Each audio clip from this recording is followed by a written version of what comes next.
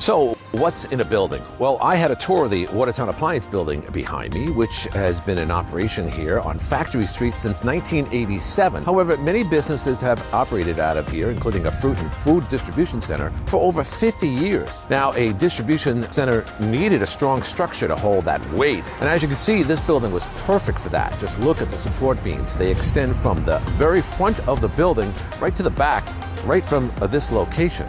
Now, the freight elevator is still in operation. Just look at the well-maintained motor on the roof.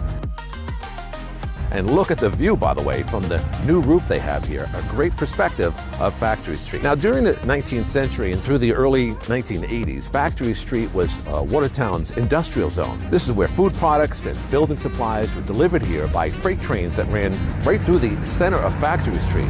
And behind the buildings as well, here's a rail behind Watertown Appliance building. Factory Street was the workplace for thousands, and many of them worked at Bagley and Sewell, right down the block, which manufactured industrial-sized printing presses. Or the oldest running paper mill, by the way, in America is on Factory Street. It's Knowlton Technologies today. This building behind me was built in the 20s, a baby in comparison to the paper mills and other industrial structures on this block. This building, for instance, was built in the 1840s and was a typical boarding house for laborers who called Factory Street home.